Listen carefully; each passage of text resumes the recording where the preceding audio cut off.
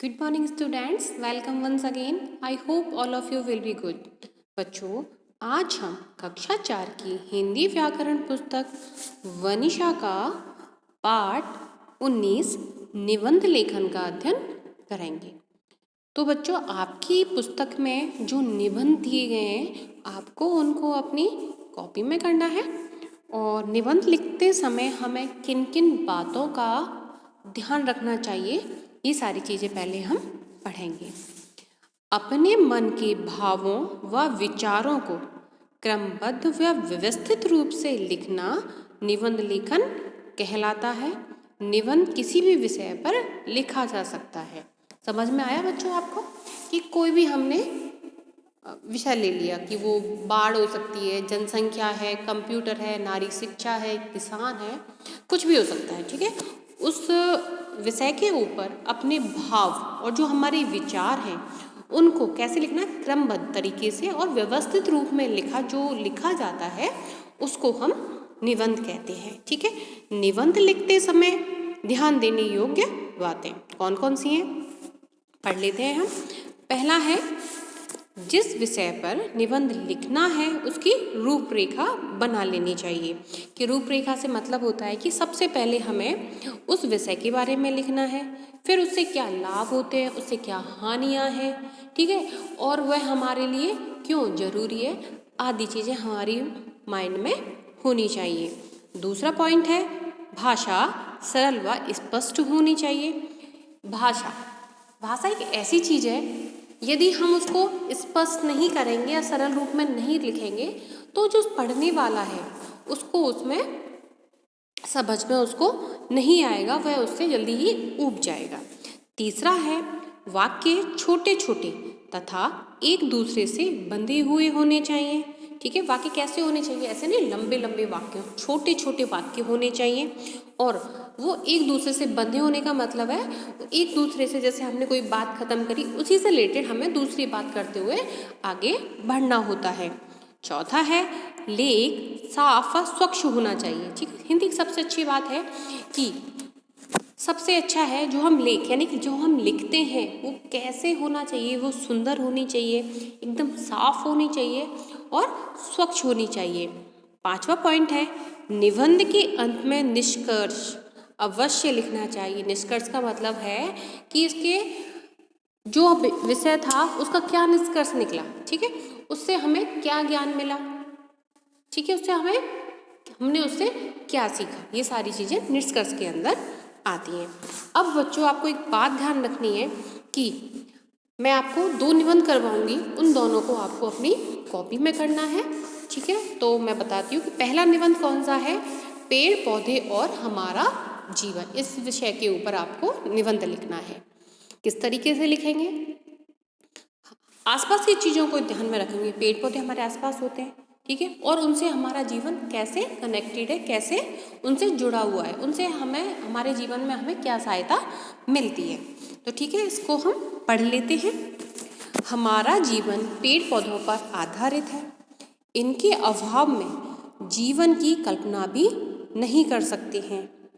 हम जिस हवा में सांस लेते हैं वह पेड़ पौधों से ही मिलती है। सबको पता है कि हम पेड़ पौधे हैं, वो क्या करते हैं, ऑक्सीजन छोड़ते हैं और हम ऑक्सीजन लेते हैं। तो ऑक्सीजन हमें कहाँ से मिलती है, पेड़ पौधों से मिलती है। पेड़ हमारे द्वारा छोड़ी हुई कार्बन डाइऑक्साइड को ग्रहण करते हैं, ठीक है। हम पेड़ों ने हमें क्या दी, ऑक्सीजन ली, हमने ऑक्सीजन को ले लिया और जो छोड़ रहे हैं वह कौन सी गैस होगी, वह होगी कार्बन डाइऑक्साइड, जिसको कौन ग्रहण करता है, पेड़ पौधे। पेड़ पौधों से हमें अनाज, फल, सब्जियां आदि प्राप्त होती हैं, सभी को पता है ये तो। पेड़ पौधों से हमें ईंधन की लकड़ी एवं घरों को बनाने के लिए इमारती लकड़ी मिलती है। फर्नीचर की लकड़ी भी हमें पेड़ों से ही मिलती है। रंग बिरंगे एवं सुगंधित फूल और औषधियाँ भी हमें पेड़ पौधों से प्राप्त होती है। कई उद्योग भी पेड़ पौधों पर आधारित हैं, जैसे कागज उद्योग, चीनी उद्योग, वस्त्र उद्योग, पटसन एवं जूट उद्योग आदि। समझ में आया आपको कि हमें पेड़ों से कौन कौन सी चीज़ें मिलती हैं। पेड़ पौधों से हमें अनेक लाभ हैं जिनको हम देख नहीं सकते, लेकिन क्या कर सकते हैं, हम उनका अनुभव कर सकते हैं। पेड़ पौधे हमारे वातावरण को शुद्ध रखते हैं, वर्षा में सहायक होते हैं तथा तेज हवाओं को रोकते हैं। वृक्षों के महत्व को देखते हुए हमारे देश में पीपल, बरगद, नीम, तुलसी और केला जैसे अनेक वृक्षों की पूजा होती है। सबको पता है ना कौन कौन से पेड़ों की पूजा होती है। हमें अधिक से अधिक वृक्ष लगाने चाहिए एवं वृक्षों को काटने से बचाना चाहिए। पेड़ पौधों का संरक्षण करना हमारा पावन कर्तव्य है, इसी से मानव जाति का कल्याण भी है। तो बच्चों एक चीज़ ध्यान रखना कि आज प्रॉमिस करना, एक वायदा करना मुझसे कि हर बच्चा एक एक पेड़ अवश्य लगाएगा। आज हम पेड़ लगाएंगे तो उसका फायदा हमें आने वाले समय में मिलेगा।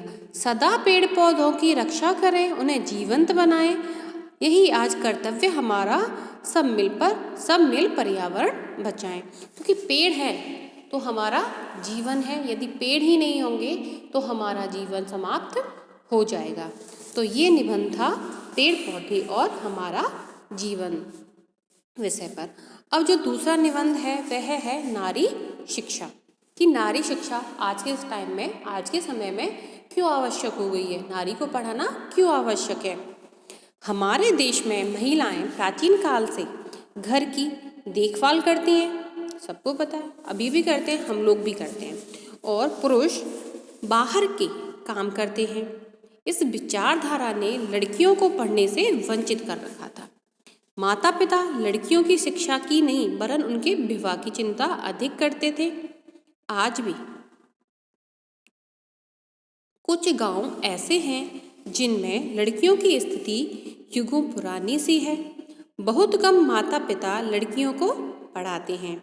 नगरों में चेतना आई है, गांवों में लड़कियों की शिक्षा के उचित प्रबंध भी नहीं है। लड़कियों को घर गृहस्थी के काम सिखाने में जितनी गंभीरता दिखाई जाती है उतना उन्हें शिक्षित करने में दिखाई नहीं जाती। इसी कारण भारत की आधी जनसंख्या अशिक्षित और अर्धशिक्षित रह जाती है। हमें देश को विकास की ओर अग्रसर करना है तो ऐसा नहीं होना चाहिए। लड़के लड़कियां सभी को समान रूप से शिक्षा मिलनी चाहिए, क्योंकि लड़कियां पढ़ी लिखी होंगी तभी तो वे आने वाली पीढ़ी को सुचारू रूप से शिक्षा पाएंगी, अर्थात देश में विकास, इससे क्या होगा, देश विकास कर पाएगा।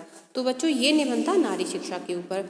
इन दोनों निबंधों को आपको अपनी गृहकार कॉपी में करना है, सुंदर एवं स्वच्छ तरीके से करना है। तो बच्चों आज आपका यह पाठ यहीं समाप्त होता है। धन्यवाद।